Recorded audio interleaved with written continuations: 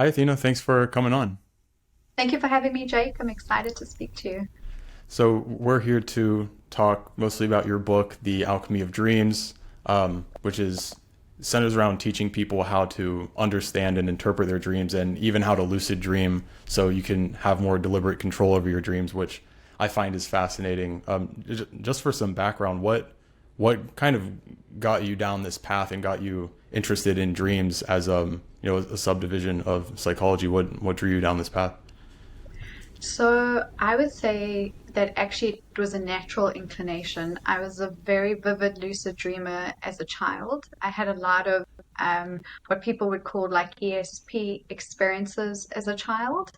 And I didn't know that I was lucid dreaming. I actually had no idea that that's what it was. And Mm, then later, so like fast forward, entering my 20s, deciding what to do as a career, I've always felt very drawn to psychology.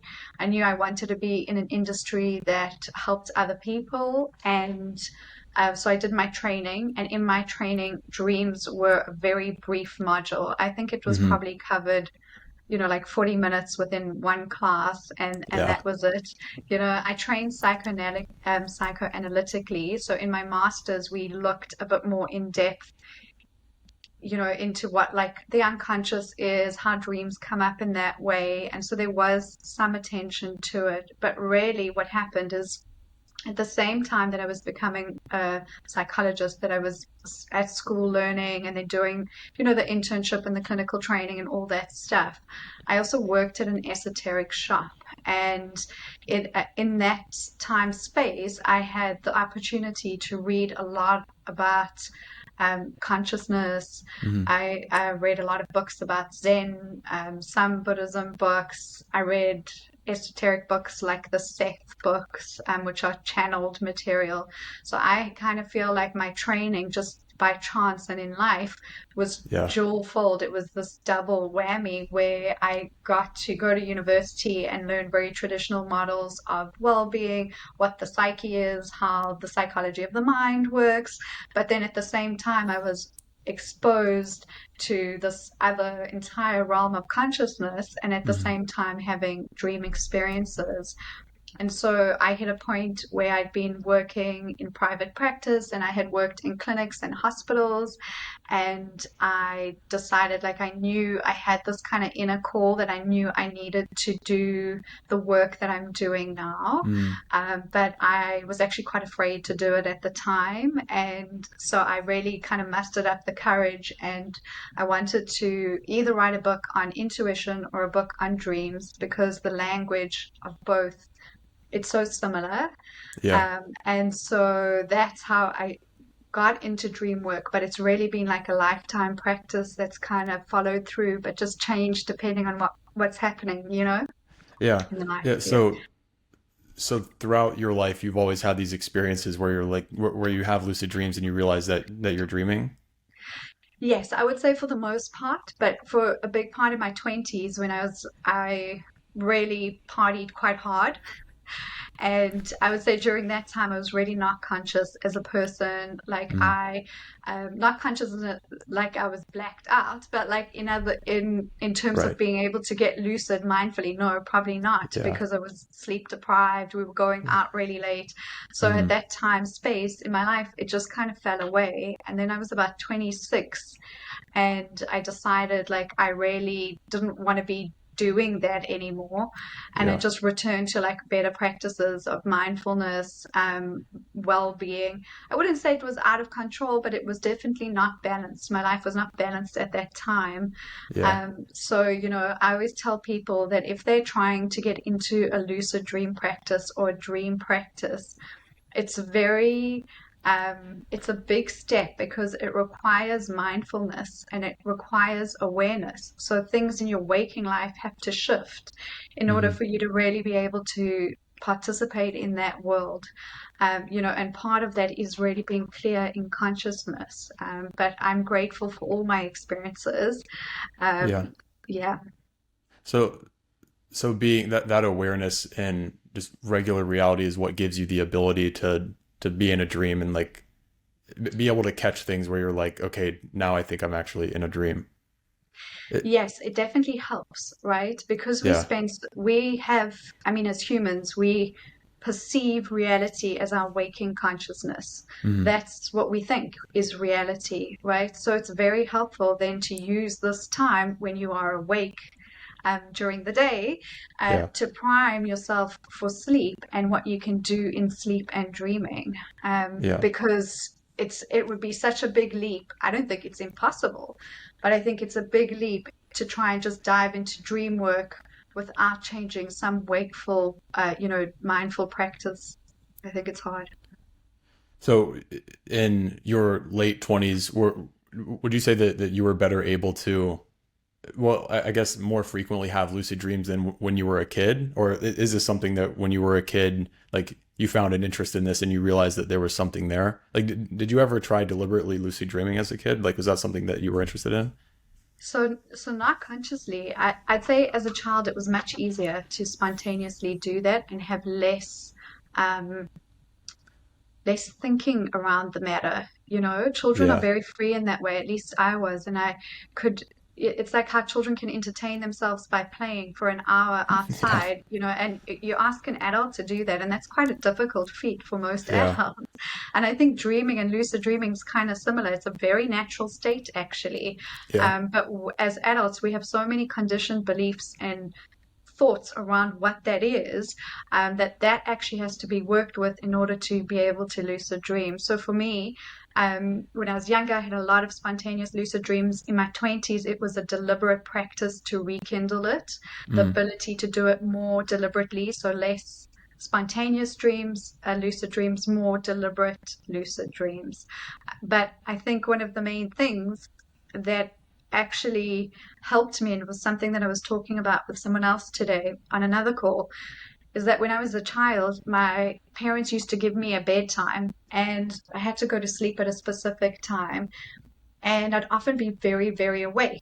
So, as part of learning to fall asleep, I would sit in that dark sort of space trying to fall asleep, but my consciousness was very awake.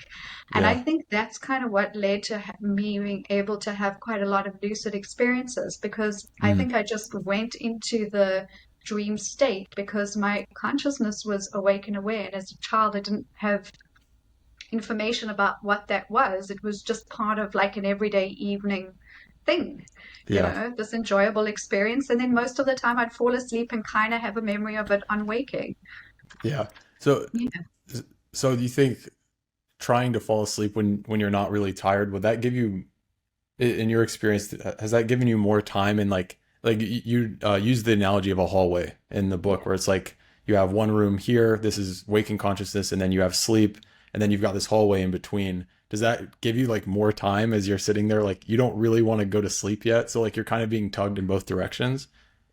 I think it's helpful if you're beginning to do the practice to try and get to bed before you are beyond exhausted, but That also makes not sense. too awake because then it's so frustrating because Yeah. you can't fall asleep. Do you know what I mean? There's Hmm. almost like a balance. There's a sweet point that you don't want to be too tired, but you don't want to be too awake either. Yeah. I find that if people are really disciplined and they really want to explore this, I would say go to bed at a time, it might seem ridiculous, but like 8:30 p.m., quarter to nine, Hmm. and that time space, most people are sort of awake enough but quite tired, and that can work, but it's person dependent. That may work for Yeah. some people, may not work for others. You earlier you talked about getting some of the beliefs that we develop as adults out of the way. Is is it kind of a, is there a situation where like we have to get ourselves to accept that it's possible or accept that these might be valuable experiences? Like, is that disbelief something that gets in the way from us having something like a lucid dream? Is that kind of what you're referring to?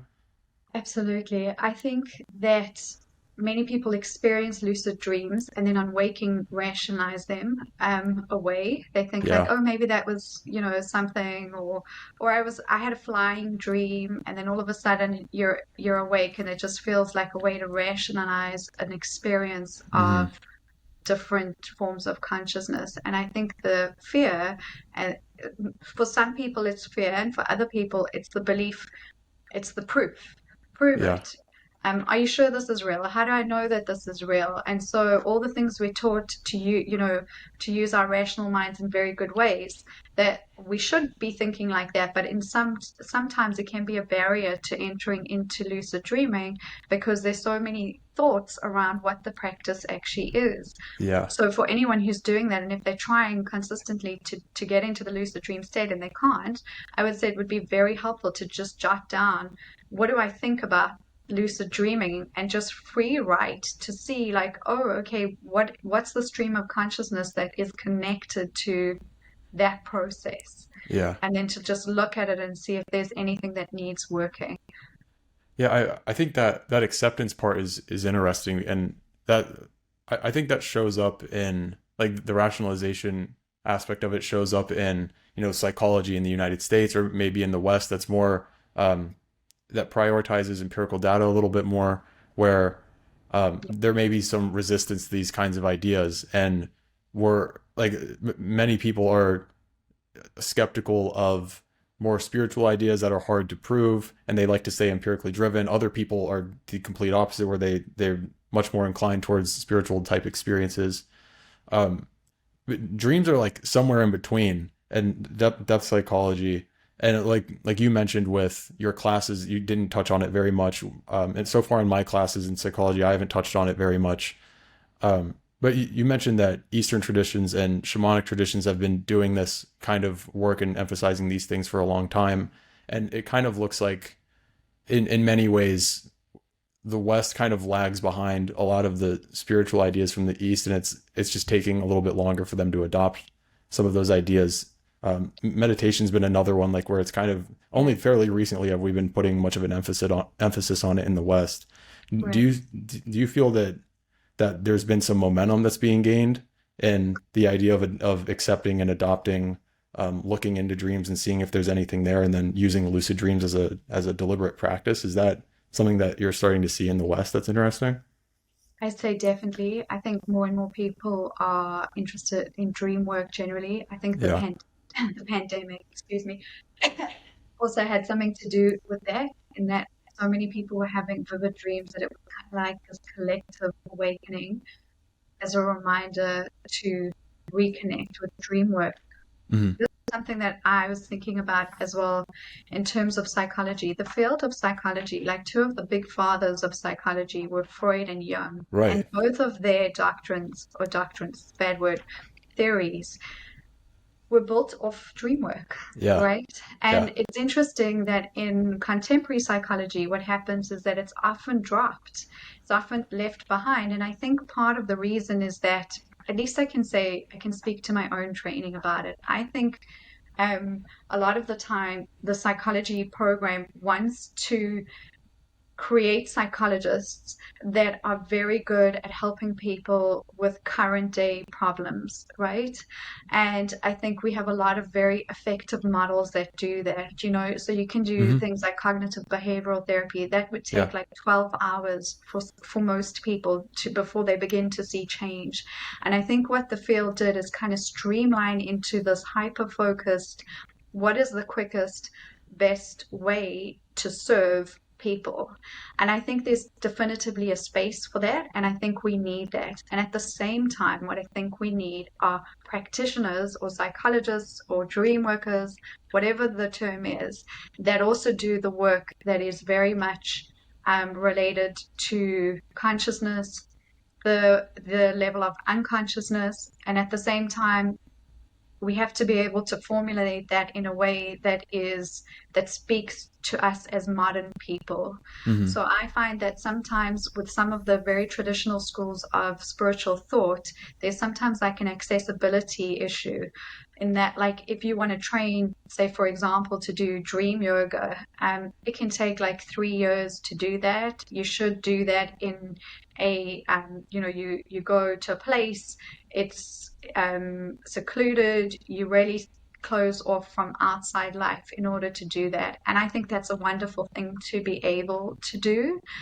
But I think for many people, that is difficult. It's not Hmm. easy to just spend 3 years of your life, say, for example, meditating or just Yeah. practicing dream work, you know?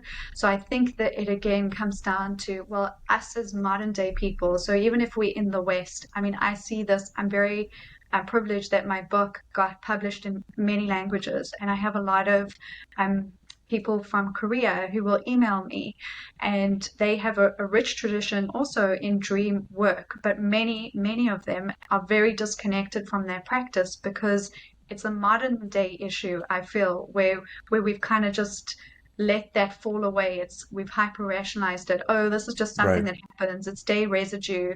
If you eat spicy food, then all of a sudden your dreams, wow, like you're Is having that a this theory? maybe these things are true, but they're parallel truths. I haven't heard the spicy food one. That's funny. Just wait, now you will hear it.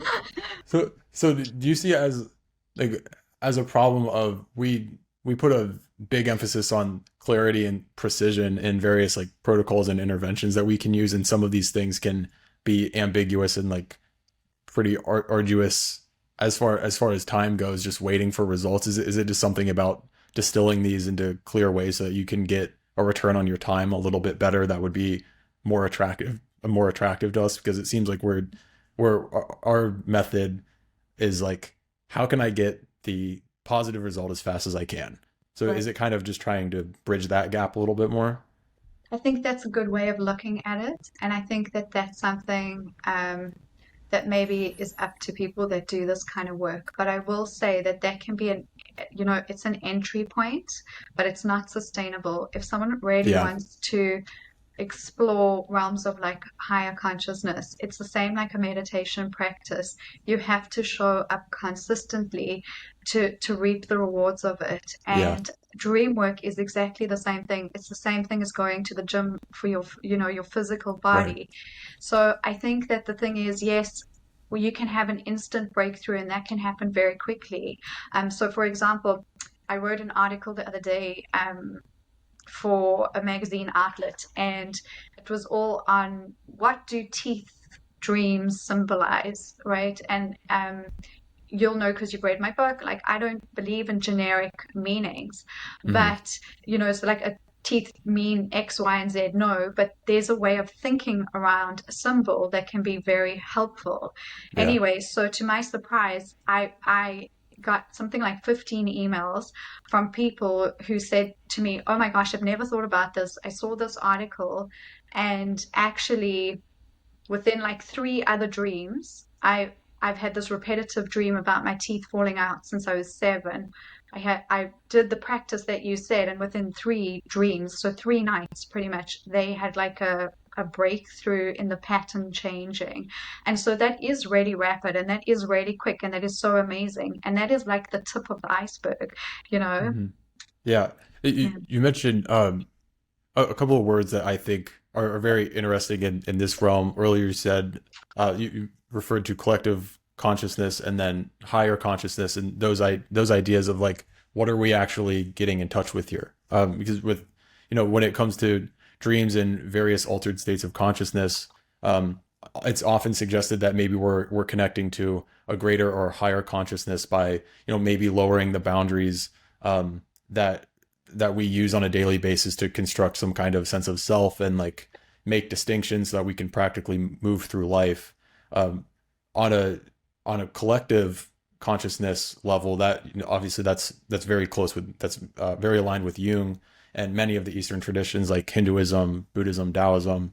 On a personal level, maybe you're lowering boundaries between um, just normal consciousness and maybe your unconscious mind, and allowing those worlds to mix a little bit more than they typically do. In in your work personally and with clients, do you have a sense? I know this is abstract and like feel free to speculate. But do you have a sense of like what what we might be getting in touch with in a kind of a dream state that we can't normally access? So it's a big question, and Yeah, I think it's all speculation, right? for sure. Yeah. Um, but so my take on it is that when we fall asleep and we dream, we are connecting to universal consciousness, non-physical consciousness. There are Hmm. many different words for it, right? So Jung Yeah. would say like the collective unconscious. Um, you could say the universe, the spirit world. It really depends on the perception and the framework that the person who is kind of asking the question and what you believe as to Hmm. what you're connecting with. Yeah. The more I do this work, the easier I find it to be if I just say that what we connect with nightly is actually our greater awareness and greater awareness in general, right? So if we have our perception, okay, you're Jake, I'm Athena, right? This is how we're moving through the world. We perceive our reality in the way we perceive it. But when we fall asleep and we go, we sleep and dream, we are in that reality for better or worse until we wake up, Hmm. right? And if we're lucid, well, then that changes it completely because you Yeah. have, right? It changes fundamentally because your awareness is awake then, and it's no longer this thing, this unconscious thing that's happening to you. Even though you're participating in it, you have meta awareness, so you're able to see a bigger picture. And then if you practice more, you can actually go behind symbol and image, which is something the Jungians do not talk about, something psychology does not talk about. It doesn't broach it in my opinion. Maybe I'm wrong about this, right?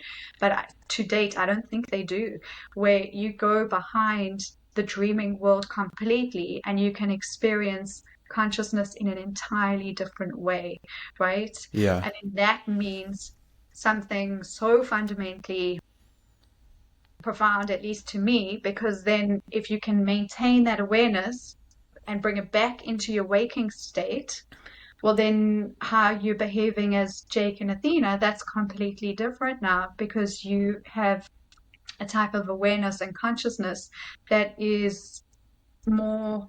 I mean, I don't even know if that's the right way of saying it. I don't want to say more alert, but you awake, Yeah. right? So it really, really depends on like, well, then what are you connecting with? These are the big questions. They're big Right. existential questions. And what I like about lucid dreaming, it's the same thing I like about meditation. It's the same thing Hmm. I like about therapy. It's in the experiencing of it that you recognize you can find your own personal truth to it because you have the experience of it. So it's not conceptual, it's like you're living it, and that Hmm. feels fundamentally different to me, as opposed to an idea of something. Yeah. So that sounds very similar to some of the ideas of mystical experiences that kind of sit at the root of a lot of the Eastern traditions, whether it be a meditative practice or the shamanic traditions. Is it? I mean, and they've put a big emphasis on dreams as you write about.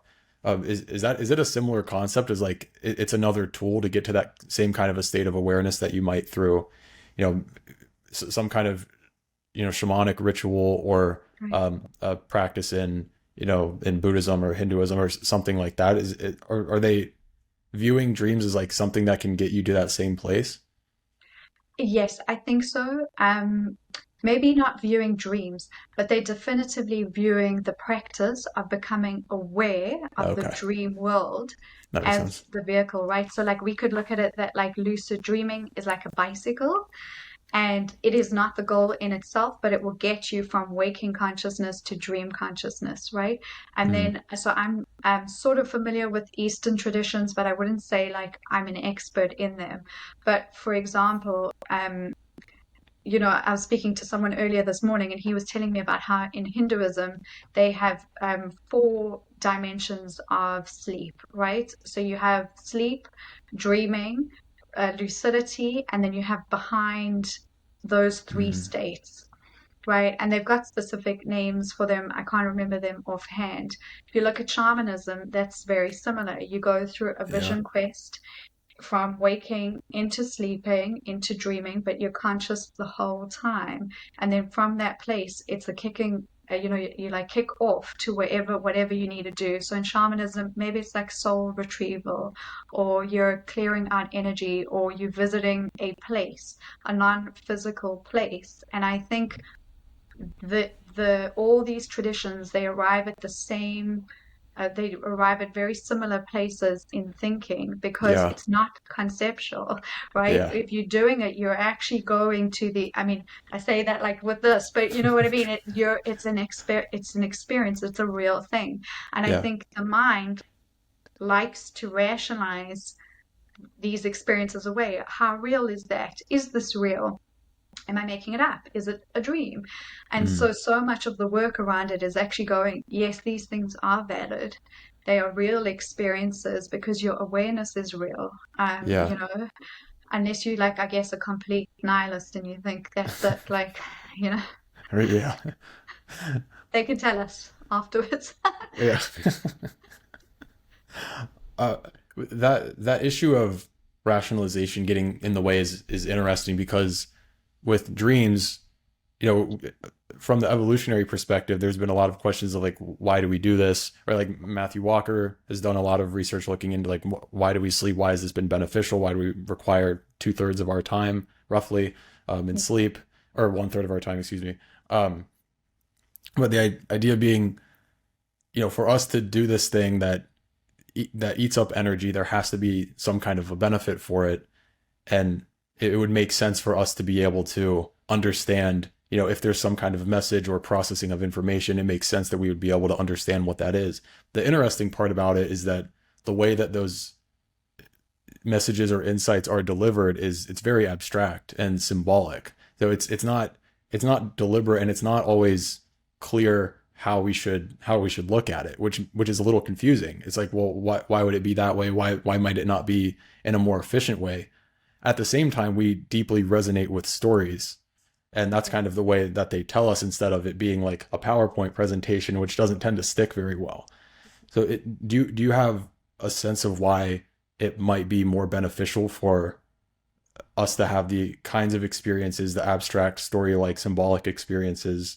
Do you have a sense of why that would be more beneficial than a more what you may consider straightforward or efficient way of communicating?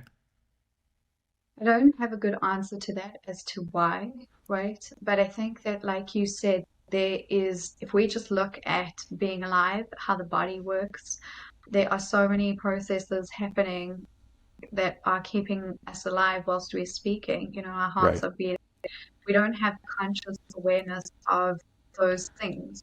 Um, and I think with dreaming, one of the critiques, I guess, of it is that people will say, well, if it's this deeply meaningful thing, then it should be more efficient. It would be easier. And I'm not certain that those two things are necessarily true, right? Yeah. And I Me think it's neither. exactly what you're saying. Like we do remember in stories, we are by nature storytellers. We're Hmm. always weaving stories in our lives about our relationships, about the things we see, the nature of perception, the nature of reality, right? And so why does it happen? I don't know. You know, Yeah. there's so many different theories. And I think also something we tend to do. I had someone in my group, my Dream Weave, sent me an article. It was very recent about some new research that's proven something neurologically about dreams that it's just like groundbreaking. I can't tell you the research offhand now, but I will send you the link. But Okay. in essence, it doesn't need to just be one process. So even if the mind, so like the Yeah. brain, is experiencing something very specific, right? It's specific neurons firing or whatever it is. That process can be specific to the body, at least from my belief system, from what I teach in dream work. I believe we are more than our body. I believe our consciousness is not linked just to the mind. So I believe that once we die, we have a continuity of consciousness that continues. Hmm. And so I come from that perspective, which fundamentally changes many things, right? Hmm. So, you know, well, here's a brain that you can see that's lighting up in certain brain states. That's unbelievable. That's so cool. Great. I'm glad we have that information.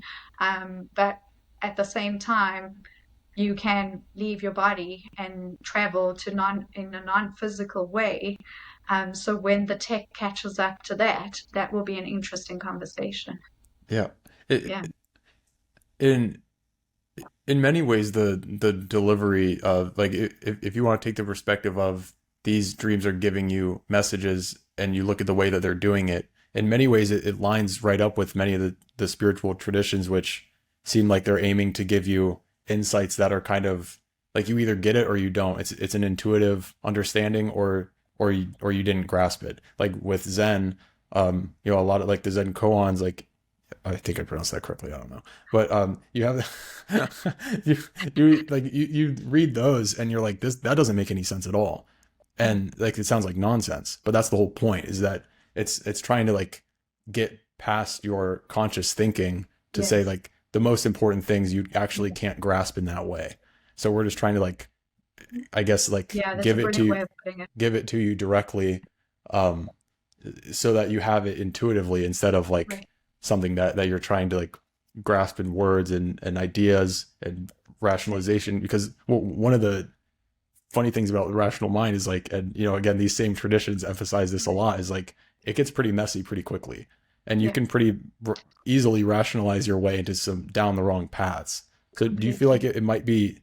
it might be something like that, where it's actually more beneficial to just like maybe even give you the message unconsciously, where it's like you understand it but you don't even know that you understood it. I mean, I love exactly what you've just said. I think, yes, I completely agree with what you've just said. I think there's such truth to that. The sort of egoic mind gets in the way a lot of the Yeah. time to that higher knowing. Let's just call it that, right? So in essence, you're in that state when you're sleeping and dreaming. That is the realm that you're in. And in essence, when you wake up, the trick is then not to overburden the dreaming, Hmm. the dream meanings with too much like overthinking, right? Yeah. That's what is great about some of the very traditional, psychology ways of interpreting, where it's like association. So you're just allowing what comes up naturally to come up. It isn't this forced thing, and then that is the way you begin to work with um, unconscious or subconscious imagery. And I really love that. And I think people, what I've also experienced doing this work is that the more people, so a lot of people will come to me and say, I really have no idea what this dream means. And they want to know what it means. They really want to Hmm. have that connection to their inner world. Even if there's no people don't need to believe in what I'm believing in. But so say someone comes and they just strictly want to meet their dreams at what is this dream telling me about my life and my inner world? But they have no idea. The best thing is just to keep practicing and seeing what comes up, because Hmm. symbolic language, the more you practice it, the more you use it, even just interact with it. And I know you'll know this, right? But the more you just, even by writing down a dream, you are connecting the unconscious and the conscious together. So even if you're not, your mind's not totally aware of what the meaning is, like you're saying, there's a part of you that deeply knows that actually does deeply understand what the messaging in is, and there is healing happening, some form of healing, I imagine, happening, even if the conscious mind is not, well, my dream about the car on the mountain means X, Y, and Z, Yeah. often sometimes dreams will come to light. I've had many people tell me dreams which only made sense to them like 2 or 3 years down the line after the experiences that they lived through, and that's so powerful and so beautiful in so many ways. Yeah. That kind of stuff is funny, because like with whether it be intuitive understanding or intuitive decision making, where you're like, I just have Right, a feeling that like this is the right call, or like this is the right path, or this is the right way of going about it. Like I often make those kinds of decisions, and there's plenty of times when I'm wrong, but right. I'll often make decisions that don't make any sense, and it's like, why did you do that? I'm like, I don't know. It just felt like Instinct. the one to like the one to make, and then 6 months Yeah, down the road, I'm like, oh, that actually, okay, I see why that made some kind of sense. So right. it's about just not reducing everything to what you can like lay out in a clear format as to why this makes sense. Yes. And So, trusting that, I think that's the main thing as well. We prize the like linear thought so much that like mhm, that intuitive knowing, that instinctive knowing, the same language in dreaming, that is a real thing. And like beginning to work with it and trust it is exactly what you're saying. Oh, I don't know why I did that, but you knew you should, yeah, right? And I think the minute people start acting on that more and more. So even if you are wrong, right, you don't need to be right every single time. Even if who's to say, whatever, it doesn't matter, right? The more you do it, the more you trust the information that you're receiving, the guidance that you're receiving, the instincts, right? And the yeah, more it's more like you developing, oh, now there's a strong line of communication between you and that part of you. And yeah, so you're developing that, it's like you're developing a muscle kind of. yeah, yeah. It's a great thing.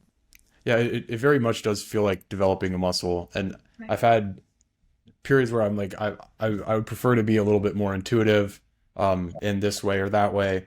And there's this curve where it's like, for a little while, you have to kind of like bang your head against the wall and make bad decisions until you can actually tell what a good decision is. But I wanted to be like, there's times where I'm like, I don't want to make sure that like every decision I make has to be, Is I have to good. like make a spreadsheet. Well, that too, but like that too. But but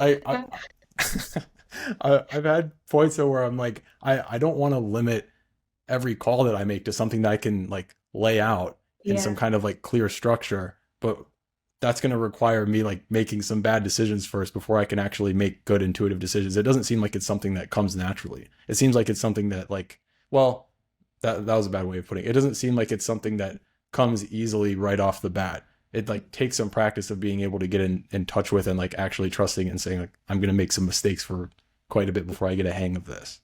And I think also there's something so honest about that, right? In that you can afford yourself the freedom of doing that, and also that you're far more integrated. I believe that as a person, if you're using both the faculties, right? Mm-hmm. So if you're using the instinctive and intuitive parts of you, there's something that they keep you vitally alive. If you're consistently just everything is like a spreadsheet in your life, you squelch the any life it's too restrictive. It is too restrictive, right?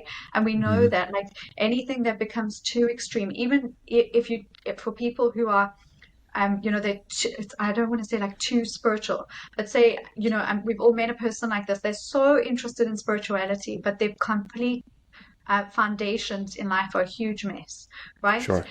And so it's not a judgment so much as like there's balance needing to happen Right. so that this person can actually be well in a more holistic way. And it's the same thing. Like Yeah. if you are making decisions from an intuitive place, um, turn left or right. Is there a parking space coming up here? Those are great games to begin to work with that. But then when Mm-hmm. it comes down to like the critical things, I'm really unhappy and I'm not sure why. Is this relationship, what's happening in this relationship, and am I playing out a pattern? Because the conscious mind is on an autopilot in that way. That is where the intuitive mind can come up and afford so much healing, so much possibility, because it's like, well, you're seeing through this lens of perception. That's how you used to functioning in the world, and it serves us, right? We need that functioning so we can have our Zoom calls and Right. be productive in society. But then Mm-hmm. at the same time, we need the sort of life-giving parts of ourselves and the natural abilities that we actually all have to be awake and alert, so that there's a level of fullness that can come up. And I think I always tell people, play with it at the beginning, which is exactly what you're saying, which is what I love about it, right? Don't take it so seriously. Like it's not life or death. It's not, play and see how good it feels to function in that way in the world, and that's available. Yeah. you know Yeah. Yeah. I think that the point about balancing those two is so important because it's so difficult to do. It's like it seems like generally speaking, you have people that lean towards rational thinking and people that lean toward intuitive thinking, and it's like it's almost like they're two poles, and it feels like, I mean, like there's the right brain left brain analogies, which I know that's imperfect, but like roughly like the way that people lean towards it seems like collectively we balance that out because we have people that are so far this way, people that are so far this way, but it's very Yeah. hard for any individual to kind of like navigate between both, between going to one extreme. And that's kind of what like leads into some of the bigger points in this book, which is like you have intuitive understandings from dreams, but here's I mean with lucid dreaming and these methods of interpretation, here's how we can do it a little bit more consciously. So you're in the book you're pulling both together, Yeah. and you're saying I'm prioritizing intuition, but also we can add in our tool of our minds to be a Yeah. little bit more conscious and deliberate about how we can take these messages and more deliberately move forward with them in our lives. Is that kind of the Yeah. is that the thought process for pulling in some of the interpretation methods? Definitely. And I think something that I found personally when I was studying, to become a psychologist, I felt that the landscape at the time was very much primed in that way. It was highly like analytical, it was very Mm-hmm. intellectual. It needed to be, I think, but it was very one-sided. And so I felt like I was going to university studying all these things, and then I would drive to work, and then I'd be in this like kind of esoteric realm, and the two realms were not speaking to one another. I think it's a bit different now in like 2023. It's a little bit different. This was quite a few years ago, so there's been time since then. But I think I recognized, wow, I think my experiences led me to that situation, so I could recognize the split within myself. And Mm-hmm. I think that is definitely a split that also happens in society. It's exactly what you were saying earlier, like as modern people, why are we so disconnected from dreaming? Why in the West are we catching up to that? What it feels like we're catching up. I don't think we're catching up so much as the conversation around balance needs to become more important, Yeah. because I can't tell you how many people I speak to that they want to be able to speak about both. They want to be able to say, like, it's okay to read research and understand the scientific know-how of how the mind is working, what's happening in consciousness. They can take us to a great place. But at the same time, we have to respect that it's not the only form of wisdom or Yeah. knowledge.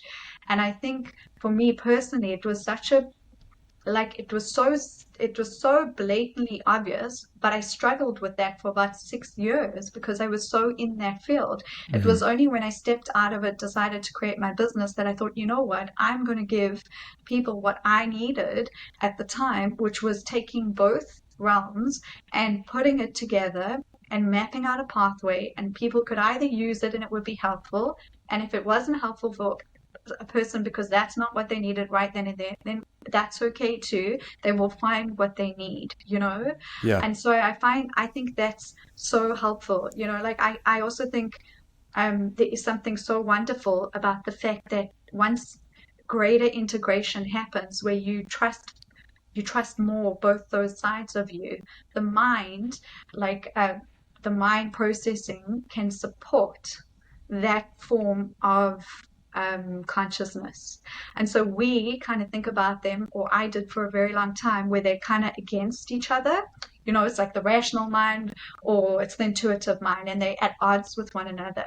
Mm-hmm. In my experience, the more I do this work, they're actually partners, and they can be partners. And it's very much our storytelling around it that kind of needs healing. And then the minute that happens, the integration happens and they begin to work together better, right? And it's simple things like like we were saying, journal the dream, find the parking space, read the book, whatever it is. Yeah. Yeah, Yeah. I think it's so interesting if we can balance both of those out because they do such a good job at but they're not like neither side is complete. So it's so much it yeah, seems like it's just so much better if we can kind of appreciate both. And I think that's something that Jung wrote about. I think it might have been like Modern Man in Search for a Soul, which he wrote I think he published that back in like 1930. But right, the idea like he made a good prediction which he was talking about. I think his perspective was that, and forgive me like if I butcher this, but I think his perspective was that the West is generally primarily focuses on and has been better at um, more empirical science and rational thinking, while the East has prioritized and been better at spirituality. And he was making the call that like we're going to start to fuse those together as we become more interconnected. So, and I think since then we've made pretty good progress on that. Yeah. Um, so it's going to be very interesting to see how that integration continues to flourish. Going into some of the methods of dream interpretation, of course, we could talk about all different kinds of all methods and go into details. But one of the points that it seems like was maybe the most fundamental for you is you emphasize this question throughout the book, which is why this dream this way right now? Right. Is that your fundamental starting point for figuring out what to make of a dream? I would say definitely. I wrote my book with the intention of offering people who were beginning to explore dream work a good place to start, right? Yeah, I would say for seasoned people who've been dream journaling for like 5 or 10 years or whatever it is, maybe that might seem a bit simplistic, but it is a good marker because really, if you think about it, why is this in your consciousness right now?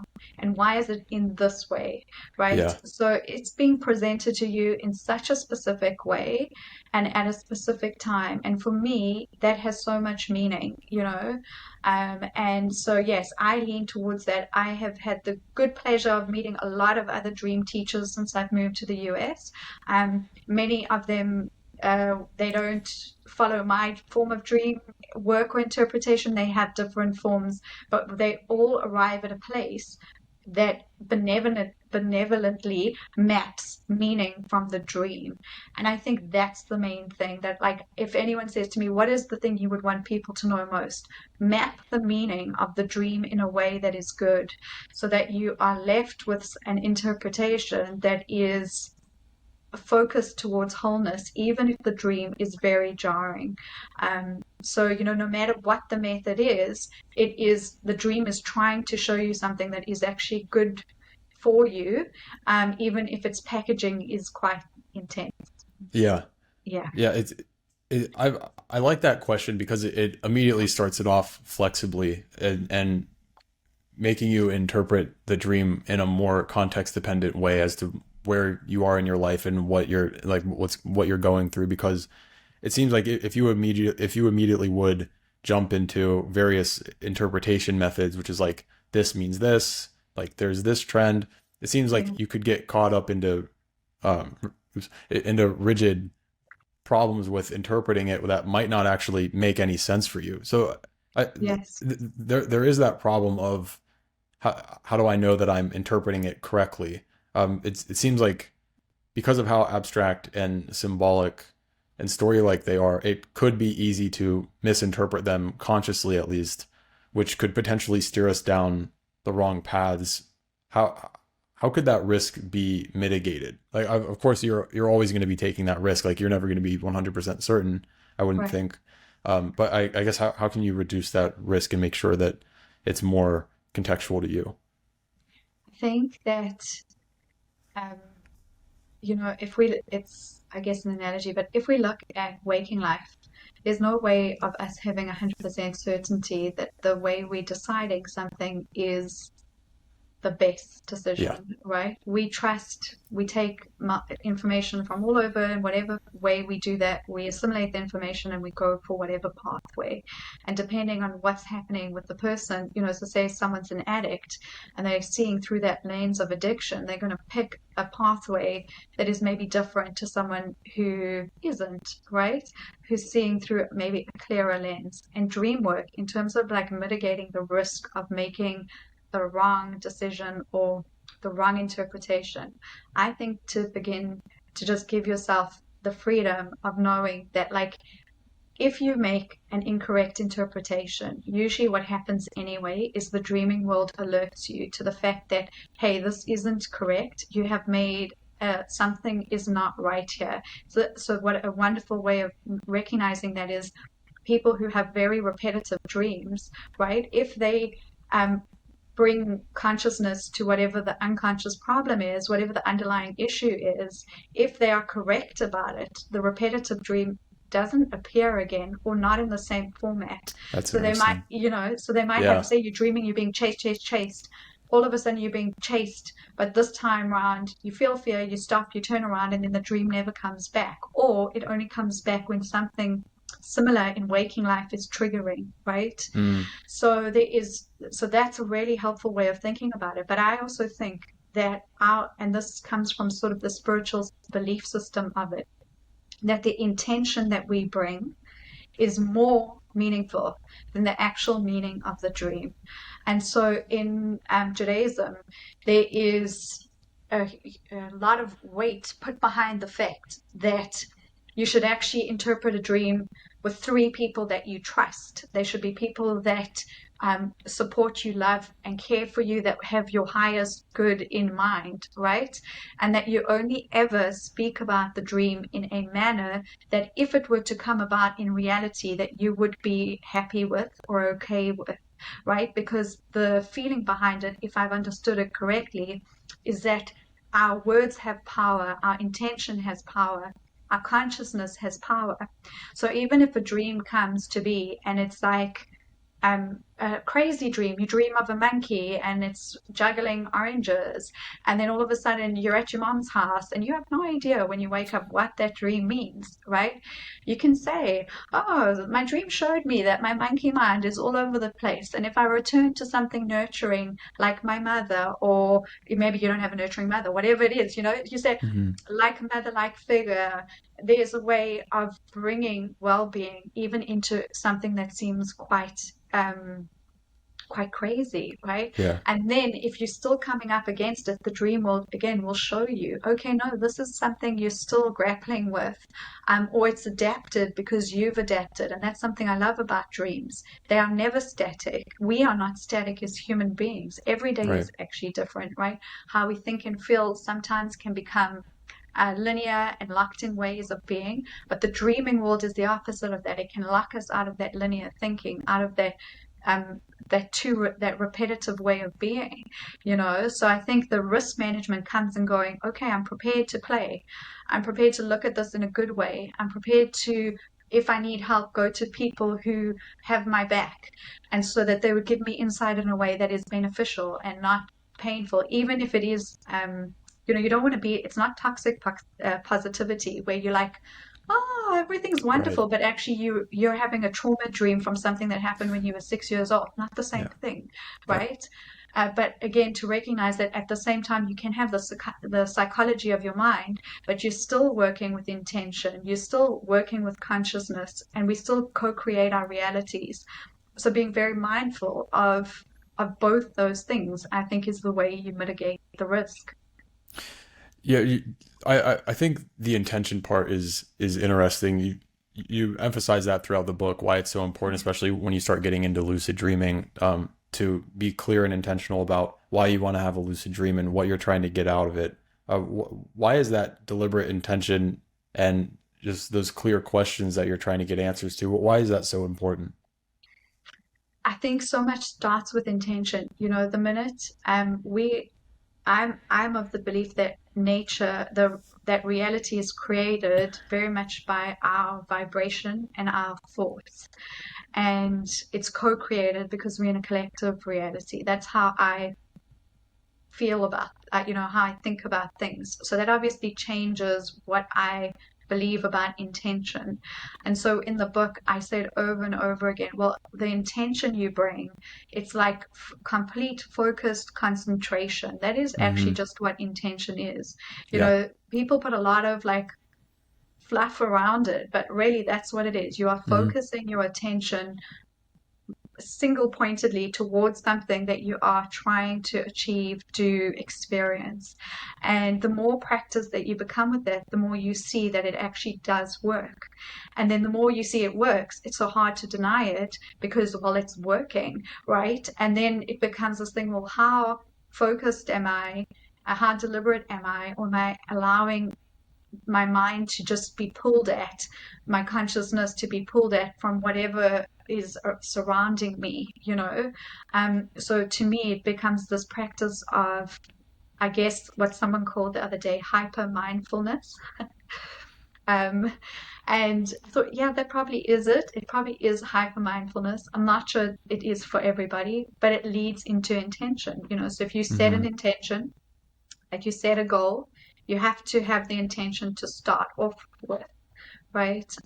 So that's why I try and drum it in. But then also with lucidity and intention, an intention setting practice, what it does is it very much helps you to recognize when you're dreaming, because Mm. you prime yourself, you prime your automatic thinking, you know, all the thoughts we think all the time, which I know you know, but you know, that those thoughts kind of follow through in dreaming most of the time. So if you can break that with the thought that is like an intention, tonight I'm going to have a lucid dream. Is this a dream? Is the table solid? Well, you're giving yourself a different point to focus on, and that different point of focus can open up the gate, the doorway of lucidity in dreaming. And that's Mm. phenomenal. And who's to say it doesn't work the same way in our reality, in waking reality? Right. It does, right? Yeah. Yeah. Yes. So not only does it help you, not only does the intention that you set, just like in daily consciousness, when it's like if you're thinking about, I think you used the example of a car, maybe in the book. I Yeah. can't remember. Yeah. Whenever you have something on your mind, you start to see it everywhere, and Yes. it's that same kind of a thing in dreaming. So Yeah. it shapes the, like, the more clear that you are about the thing that you're giving your attention to, that tends to show up more in dreams. And it also, being more clear about it also allows you to become lucid and aware that Yeah. you're in the dream in the first place. That's it, right? And then Yeah. and like how and how we're using our focus and energy in a good way, you know? Hmm. Yeah. When you talk about when in a lucid dream, once you're in that state, you can start to modulate the dream and ask for various things and like switch dreamscapes, and you go through those, the kinds of dreamscapes and themes that there are. Um, how does that work? I haven't had very many experiences, if any, where I've like been in that kind of state where I'm trying to like, where I'm aware I'm in a dream and then I'm trying to like kind of paint it the certain, like, or have the experience that like I would deliberately want to have. Like what is it like shaping the dream once you are aware that you're in it? I think one of the main things is that for the first couple of times, it usually feels so exhilarating that it's easy to knock yourself right out of dreaming, because it's Yeah. kind of like, yeah, imagine you're about to win the lotto and you're watching the numbers and you're like on number 4 and 5 and you're about to see your reality is going to shift entirely, right? Maybe not that amazing, but the feeling state can feel like that. It's like, oh, wow, I'm dreaming. Some people, a very small percentage of people that I speak to sometimes have fear, and the fear knocks them out of the dream state anyway.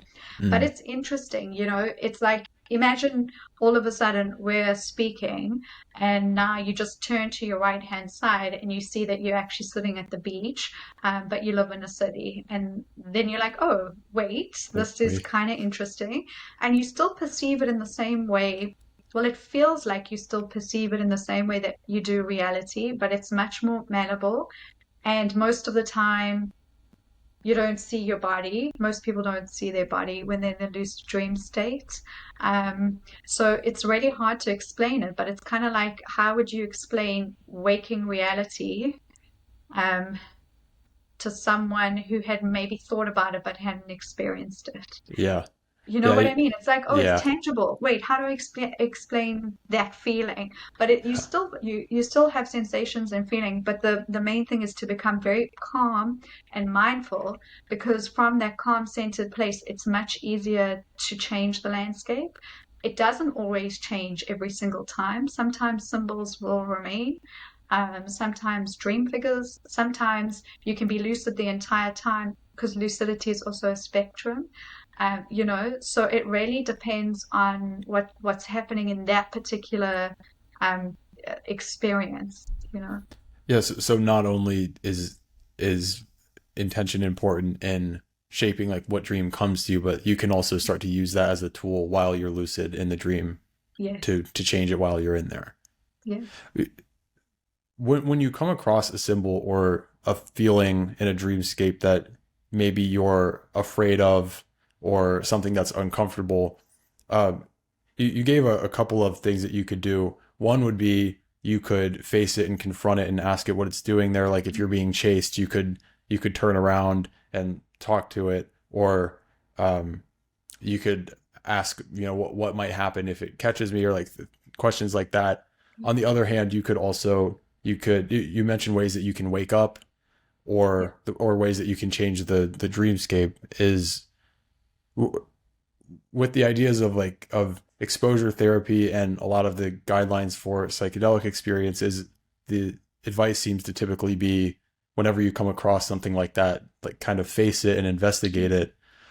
Which what seems to be best typically for something like dreams? Is it kind of just case by case where you're I making a would call? say I think it is case by case. So say if someone's severely distressed, I don't know if I would tell them to go and incubate a lucid dream to face their shadow. There might be more Sure. gentle ways of doing that. Okay. Yeah.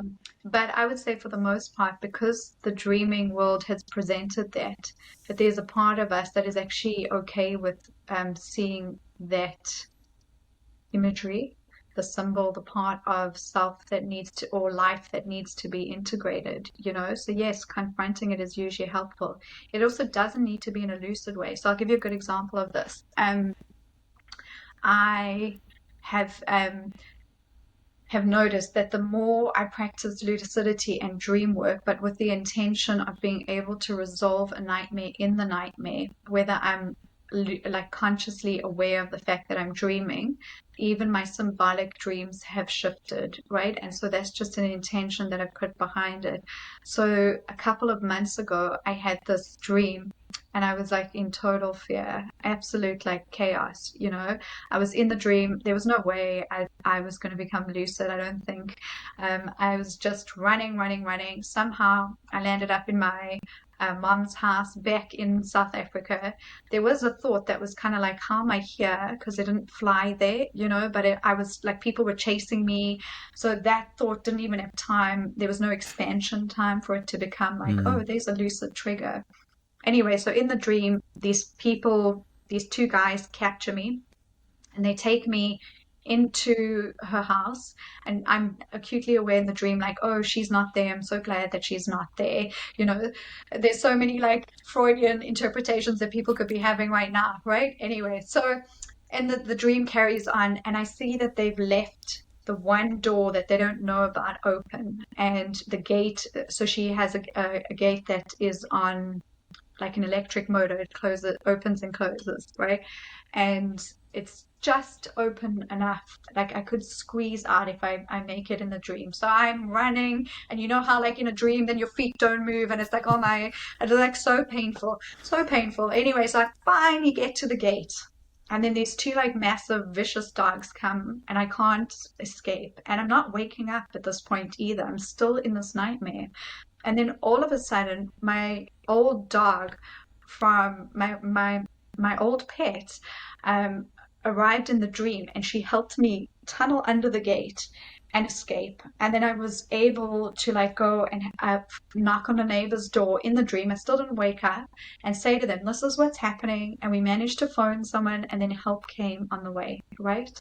And so this nightmare was resolved, kinda, and maybe not fully, but definitely more than say the one of the assailants capturing me, and he's about to hurt me or something, and then I Hmm. wake up from like complete pain and panic. Yeah. So in a way, the dream in itself, there was some form of like there was a turning point from that fear, from that anxiety, from whatever was happening, and I know what it was from. There was a waking life trigger in my mom's. In reality, there had been like a crime spree. And I think hearing about it had obviously made me feel really stressed about it because she's so far away and I'm here. And I think I just completely absorbed the whole situation and then dreamt about it in first person, That makes right?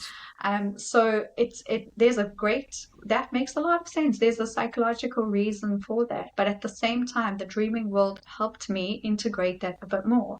And then with the lucid dreaming, what it is that like, well, imagine now that you are. like how we are in waking life, but you are facing something very scary, but it Mm. feels real too. So in lucidity, even though you know the practice is to, you can um, breathe underwater, you can make fire, you can make something big, you can make something small. There's still something that your emotions can be very reactive, right? So if you're dealing with this very frightening figure, you can still have highly reactive, like a highly reactive emotional response. And the trick then is, the training is then to bring mindfulness to it, to be able to regulate what you are feeling, and then to be able to see what the interaction is like, but knowing that at least with the lucidity, with the lucid dream, if you're very uncomfortable, you just wake yourself up, right? Or Mm. you just go somewhere else. And even if you can't, say that dream becomes a nightmare and you become unconscious, you will wake up anyway, like we always do from nightmares. Mm. So is there any harm in it? I don't think so, you know, Yeah. but depending on the person's state of mind before they do this kind of work, you know. Yeah, the running or something chasing you theme is very interesting because it's so common, and also So the part of you just completely losing your ability to run in any way that makes sense. That sucks. Like, the worst. why are we so slow? And it seems like it's almost universal that that happens. Like, do you have Completely. you have some kind of like interpretation or something to make that better for the next time when I'm like in a dream and I'm like, can you just please remember how to run? This is like, why am I in mud every single time? Just stop Um, running. that's interesting. Is do you find that Yeah, that normally is it'll the change it. takeaway? Yeah, it'll change it, right? So, because the anxiety of something, you cannot run away from the thing that is chasing you, and it's catching up to you in your sleep, even in your dreams, right? And so the Yeah, minute, and even if there's something trying to, you're stuck in the mud. You literally, there's something wanting you to perceive whatever it is that is overwhelming to perceive, right? And so if you can just view it and face it, it changes. Most of the time it changes, and positively, I would say, you know. But it's the remembrance of it, mm, remembering that in the moment. You probably will, if you ever have that now, be able to become lucid because we've had this conversation. There's I like a sure hope part of so. your, I hope so to you. I hope I get that email. Not that I want you to have a terrible nightmare and have this way of lucidity, but you know, It would be better if I could stop it next time or yes, do something exactly. different. That's a fascinating symbol, though. The idea of like it telling you that like, by making you feel like you're stuck in the mud and not being able to run, like that's what it's saying. It's like you Right. actually can't. That's really interesting.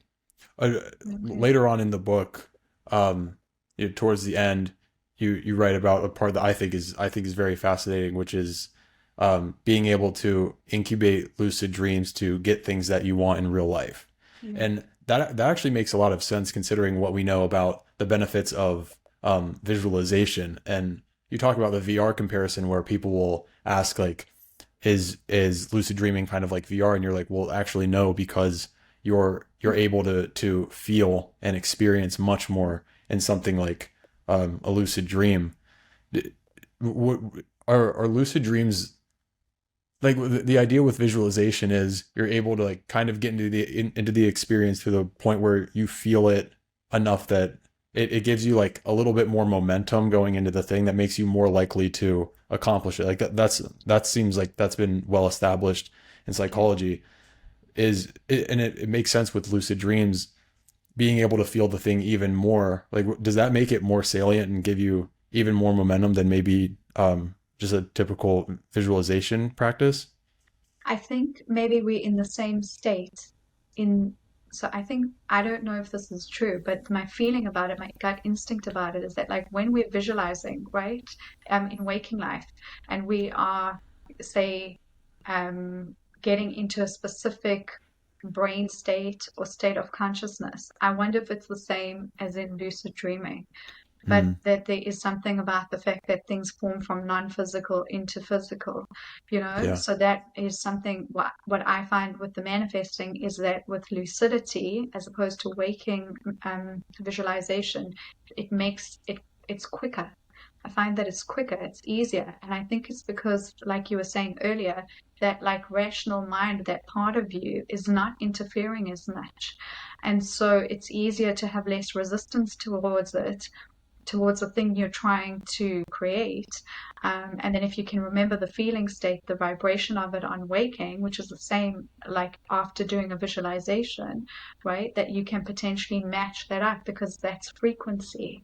So are you aware of his name is Dr. Joe Dispenza? Hmm. Okay, right. So you know his Yeah. work, and he does. He's a pioneer in that, right? That you are getting your focus you're focusing in such a way so that you are matching the reality you want to. And I'm almost sure that if they do studies, not sure, but it's my guess, right, that we will see that there will definitely be something about the brainwave activity between being lucid and doing that, and hyper awaken reality and doing that and seeing the outcomes, because there's something to it, like you're in a different state of being, state of consciousness, you know? Yeah.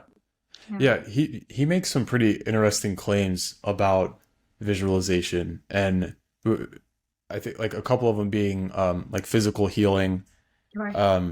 and motor skills. There's all kinds of evidence for the motor skills stuff, and then and there's stuff about physical healing with Mm. visualization. Are those two things that you've worked with clients on, like seeing if you can use a lucid dream to maybe improve physical symptoms, whether it be something like either something acute or maybe chronic pain, and then the same thing with motor skills, where it's like if you want to get better at piano, for example, and you visualize yourself playing, that actually tends to make you better. Um, Yes. is that, do you find that's also true with lucid dreaming? So for lucid dreaming, there is research that backs that in terms of proficiency, right? Like playing a musical instrument or playing a sport. It's research back that yes, that is true, right? So that if you play the violin in your sleep and you practice for 3 hours mindfully, lucidly, you will see benefits on waking, and you won't. Most Yeah. people are not tired either, right? And in terms of healing, I think it really comes back down to the person and um, how much they can release belief around what healing needs to look like, right? Hmm. So I'll tell you a personal story. I've had clients who have worked with healing different issues, but it really is person dependent. But I had an experience where I got something on the corner of my eye called it's the basic name for it. It's called surfer's eye, and pretty much what happens is like a clump of nerve endings or whatever pop out, and if it grows and develops, it can influence sight, right? So then it needs to be cut away, and it's a whole story. Anyway, so I go to the ophthalmologist, and he says to me, I'm so sorry, but we're going to have to inject you in your eye, and we're going to have to do this, and you're going to have to be awake. To me, that is like the most scary thing. Like, oh, I was like, this is a literal nightmare. This is not something I want to do. So I had a spontaneous lucid dream. I did not manage at the time to incubate a lucid dream because I think I was so anxious about it. Like I was so nervous about it that it got in the way of just being able to relax and go into dreaming. So silly. Anyway, but I had a spontaneous lucid dream, and in the dream I said, I really want to heal this. Can you help me? And there was a dream figure that came, and they gave me a glass of water, and I drank the water and I woke up. The surface eye did not disappear completely, but it retracted like almost all the way back. And he said to me, so I went back to the ophthalmologist, and he said to me, that's amazing, but sometimes this naturally happens, and there's this many people this happens to, and you kind of just got lucky, but you need to watch for it, right? Hmm. So can I tell you, is that definitively because of my lucid dream? No, I don't know if I can definitively say that, but I can tell you in my heart of heart, I'm damn glad that I had that dream, so I didn't need to have Yeah. that operation. And Yeah. so, whether it is placebo, whether it is wishful thinking that works, whatever it is, like I would much rather do that than go through an experience that's incredibly painful. And I think people who have chronic fatigue or chronic pain, they have almost always tried so many things that don't Hmm. work, you know. And Yeah. I think that coming into terms with your own consciousness, which is really what lucid dreaming is about, right? Or healing, like you were saying, where it's in a visualization, you're trusting that your consciousness can do something that we are taught. Society teaches us that maybe that's not true. But actually, consciousness says, yes, that is true because it's malleable. Reality is Yeah. malleable, right?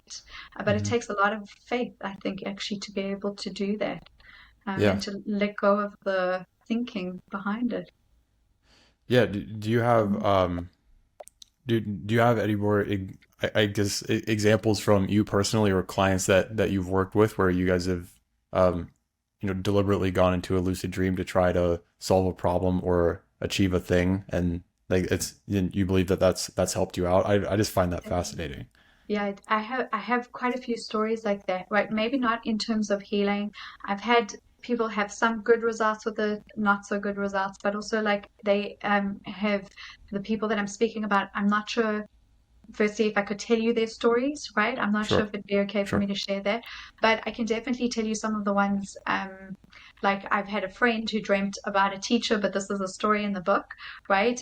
A teacher that she loved and trusted, and they wrote like B12 on the school board, and well on the chalkboard, and she realized like she had been feeling so fatigued. And this was just a symbolic dream. And she went and got her her iron levels and all the things tested, and she was lacking in a few vitamins, and she upped that, and then she was all okay, right?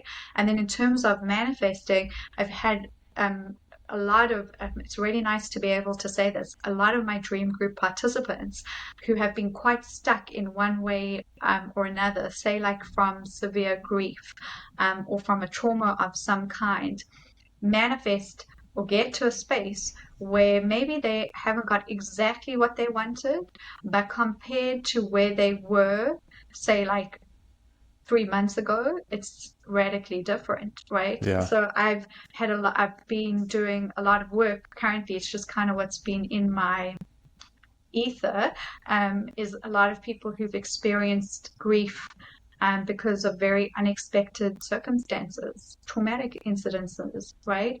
And then Hmm. coming from a space where, like, oh, it feels like, well, if that can happen, I'm so unsafe in the world. And then getting to a place where, oh, through dreaming, through intention work, through lucidity, oh no, wait, this is not true. That thing might have happened, but like it doesn't need to be the defining point of everything, right? Hmm. So I try and work with people in lucidity, but also in the waking life practices, so that the everydayness of it gets like reinforced, you know. So if you're experiencing guilt or, grief or whatever it is, and that's getting in the way of manifesting something, well, then you have to look at it. Lucidity gives you the option of experiencing a very quick breakthrough. Hmm. Um, I will say that you will probably have a faster breakthrough in lucidity than you would have. Well, my feeling is of that. I Yeah. can't That makes guarantee sense. that, but Sure. yeah. So I don't know if that answers your question, but Yeah. yeah. Do you have ways of? It seems like it may be easy to forget. I mean, it's very easy to forget dreams, but maybe it's the same thing with lucid dreams where you have like a strong insight or a breakthrough. Do you have ways that are typically helpful for having an experience like that, to taking it with you consistently throughout everyday life without forgetting that you had it and letting it fade away? Yes, you literally write it down and put it somewhere where you can see it, You just keep so that revisiting it. you just keep revisiting it, right? Because it's so Mm, out of the norm, right. and it's so easy to return back to patterning, right? So I'm writing my next book, and in this next book, I wrote a chapter the other day, and it was literally about how like it's so easy to go and do a psychedelic experience, right? Or you do a vinyasa retreat, or you do a meditation retreat, and in the time that you're in that space, your consciousness is much more active, you're clear. It's so easy to be in the flow of things, right? And then you get in your car, and as you get in the car, your old identity comes back, and all the Hmm. patterns and habitual things Yep. associated with it come back, right? And so it's exactly that. Like you have to be alert and awake to the things that are habitual within you so that you can change them.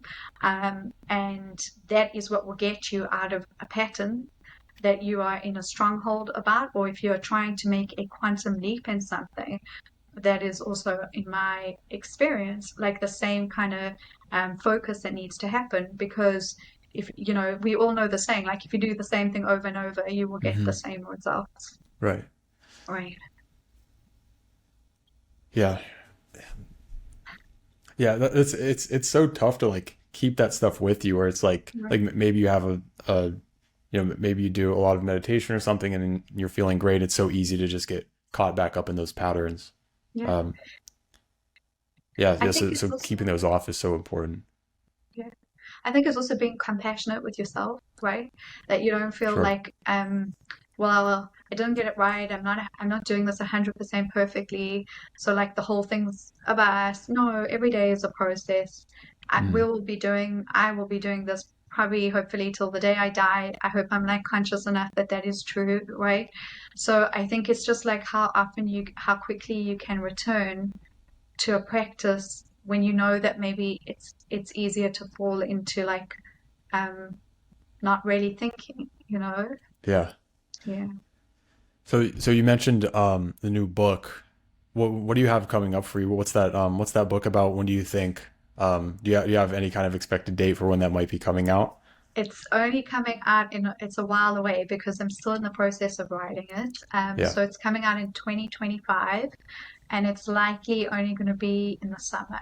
So it is still a while away, but my dream groups are running up until then, and the book is going to be on waking day practices that help people understand intuition and developing a connection to intuition. Yeah. So it's doing symbolic work in waking life, and then being able to, so it's the sister book to dreaming. Cool. Do you have anything else that you want to direct people towards? Where can people find you online? So the best way to find me online is on my website, which is athenalaz.com. And then from there, all the links are available. So the book, social Cool. media. Yeah. Cool. Well, thanks so much for coming on. I think this topic is so interested and or interesting, and I'm very excited to kind of see the momentum keep building and see how our understanding over here grows. So yeah, thanks a lot for coming on. Thank you so much. It's been a very interesting conversation. Thanks. Thanks.